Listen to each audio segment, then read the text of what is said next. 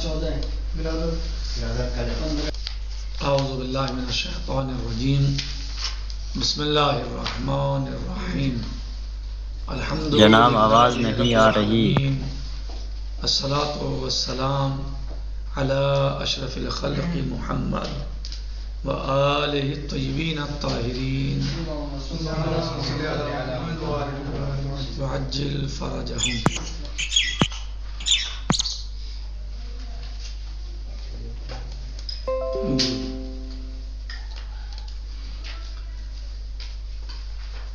ہماری گفتگو چل رہی ہے کہ بعض لوگوں کا یہ نظریہ یا خیال ہے کہ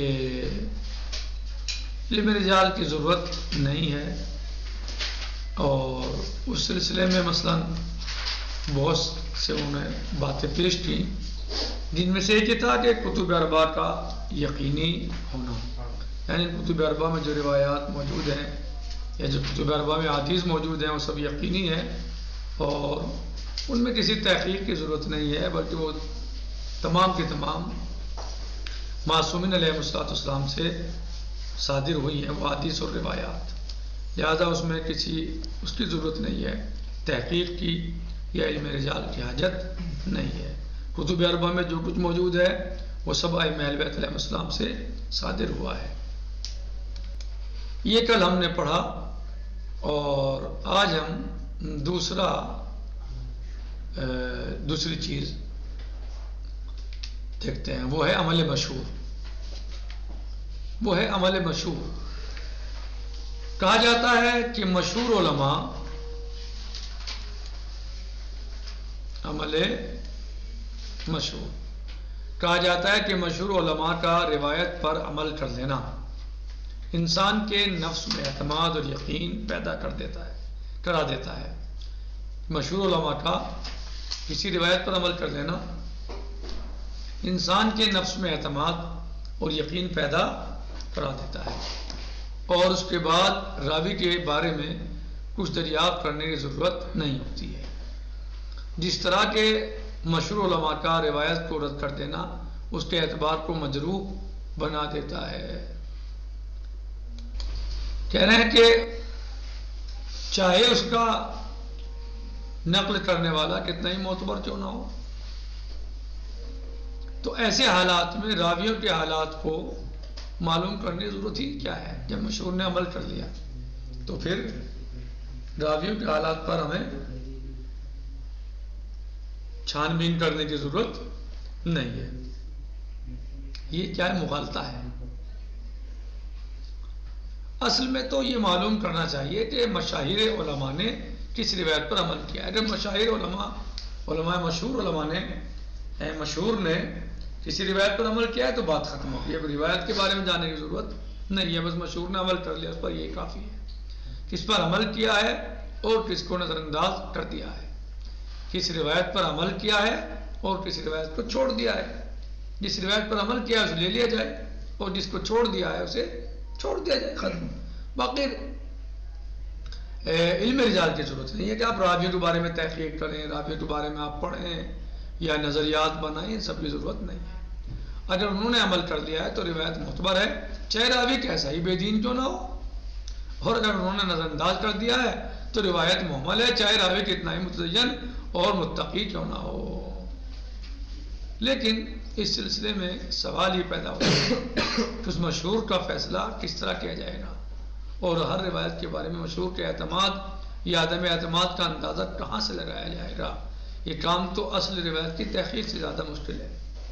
یہ کام خود اس پر مشہور نے عمل کیا ہے نہیں کیا، یہ تو روایت کی تحقیق سے زیادہ مشکل کام ہو گیا.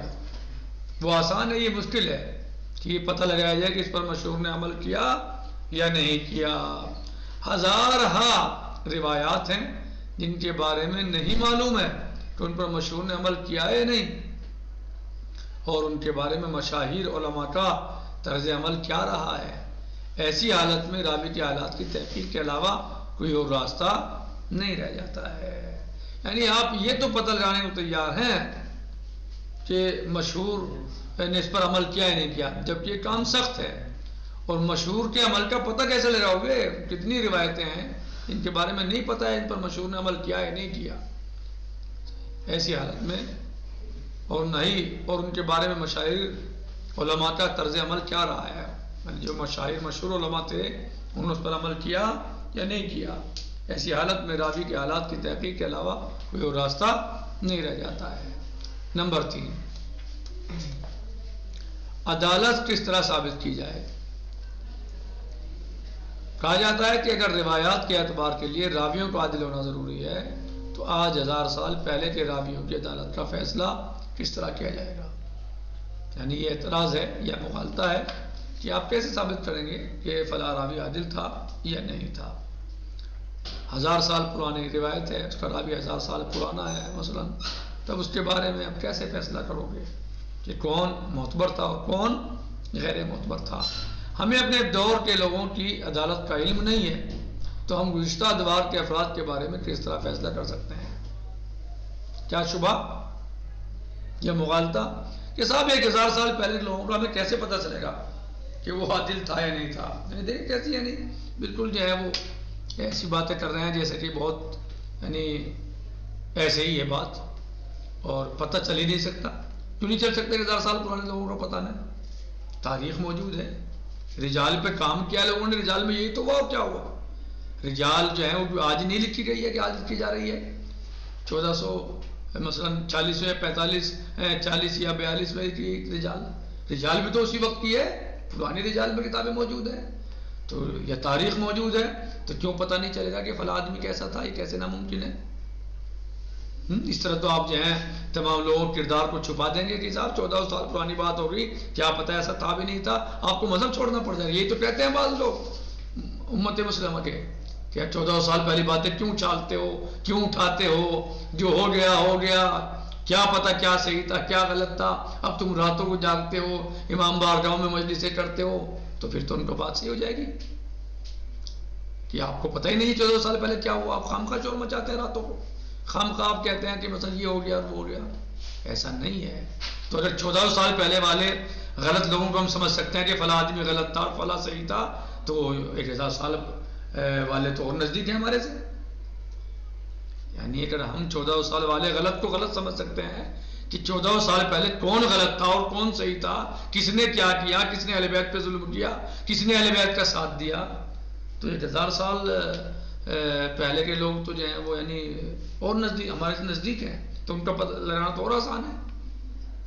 دیکھ رہے ہیں منطق ان کی، ایسے لوگوں کی منطق پہ غور کر رہے ہیں آپ لوگ کہ صاحب آپ کو 1000 سال پہلے لوگوں کا کیسے پتہ لگائیں گے کہ وہ کون عادل تھا کون عادل نہیں تھا، کیسے فیصلہ لیں گے آپ؟ جو ہے دیکھیے 1000 سال پہلے مشکل ہے، یہ 1400 سال پہلے مشکل ہے، آپ کی عقل کیا کہتی ہے؟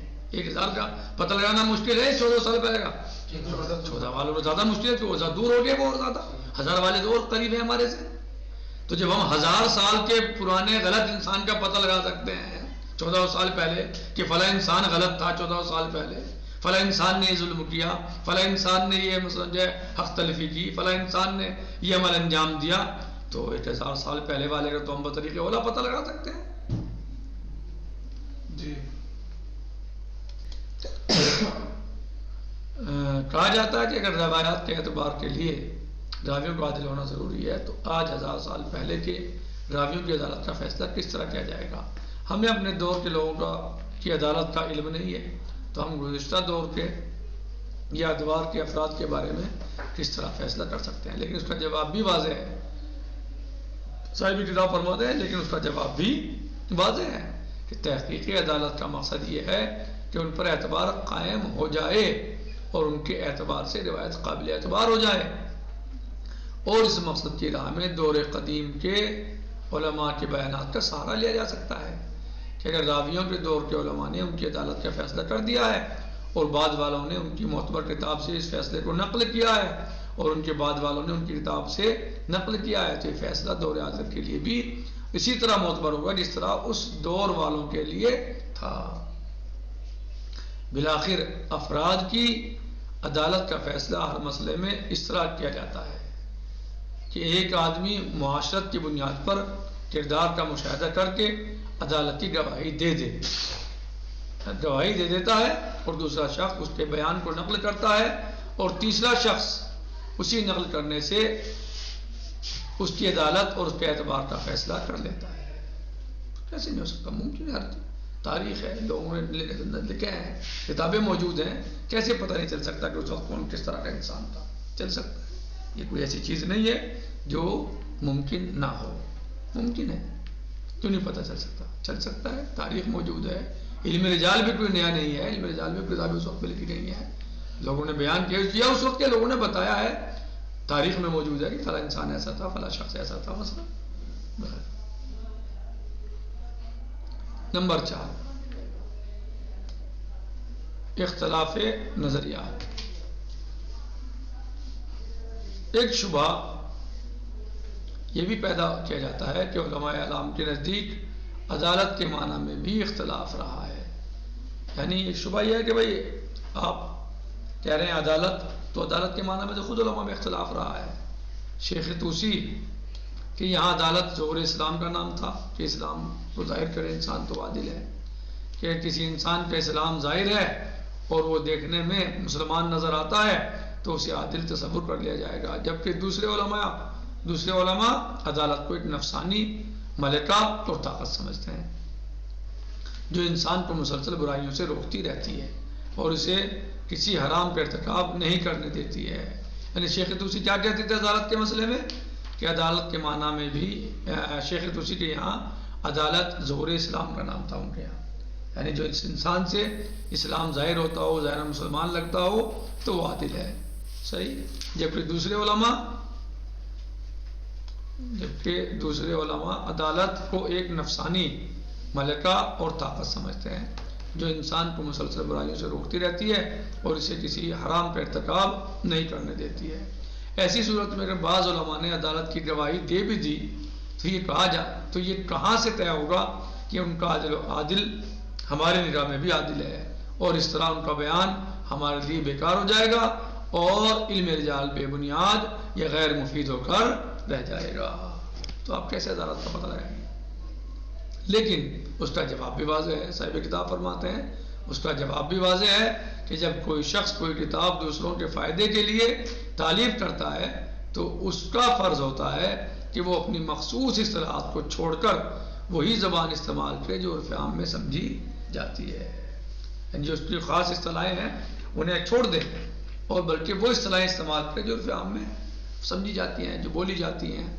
اور اگر کسی مقام پر اپنی مخصوص اصطلاح استعمال کرنا چاہتا ہے تو اس امر کی وضاحت کر دے کہ میں اپنی مخصوص زبان میں بول رہا ہوں تاکہ دوسرے افراد کو دھوکہ نہ ہونے پائے اور کتاب کی حفاظت برقرار رہے. شیخ طوسی رضوان اللہ تعالیٰ علیہ اگر عدالت کا کوئی خاص مفہوم رکھتے ہیں، یعنی اور تمام لوگوں سے ہٹ کر، تمام علماء اور فقہا سے ہٹ کر اگر شیخ طوسی کے یہاں عدالت کا کوئی خاص مفہوم ہے، یعنی وہ خاص معنی دیکھتے ہیں عدالت کے، ان کے یہاں کوئی خاص معنی ہے، تو وہ ان کا عملی نظریہ ہے جن کی بنیاد پر خود روایات کا فیصلہ کریں گے.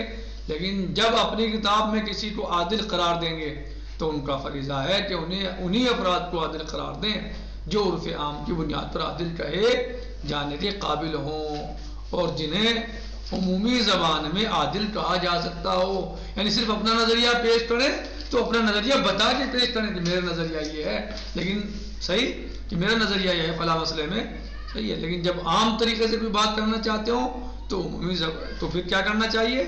انہی افراد کو عادل قرار دیں جو عرف عام کی بنیاد پر عادل کہے جانے کے قابل ہوں اور جنہیں عمومی زبان میں عادل کہا جا سکتا ہو، تاکہ اس بیان سے دوسرے افراد بھی استفادہ کر سکیں اور وہ بھی راویوں کے عادل یا غیر عادل ہونے کا فیصلہ کر سکیں. یعنی ایسی زبان استعمال ہونی چاہیے، ایسی لفظ استعمال اور مصطلحات استعمال ہونی چاہیے کہ جو ایسی ہوں کہ جن سے سب افراد سمجھ سکیں. صحیح. یعنی عمومی زبان میں اس سے عادل کہا جا سکتا ہو، یعنی عادل اس معنی میں استعمال کریں، اسے اصطلاح میں استعمال کریں کوئی چیز کہ یعنی کہ جس سے عمومی زبان میں عادل کہا جا سکتا ہو. یعنی انہی افراد کو عادل قرار دیں جو عرف عام کی بنیاد پر عادل کہے جانے کے قابل ہوں اور جنہیں عمومی زبان میں عادل کہا جا سکتا ہو، تاکہ اس بیان سے دوسرے افراد بھی استفادہ کر سکیں اور وہ بھی راویوں کے عادل یا غیر عادل ہونے کا فیصلہ کر سکیں. لہٰذا یہ مغالطے میں پڑنے کی ضرورت نہیں ہے. یہ صرف مغالطے ہیں یا شبہات ہیں جن کو انہوں نے پیش کیا ہے.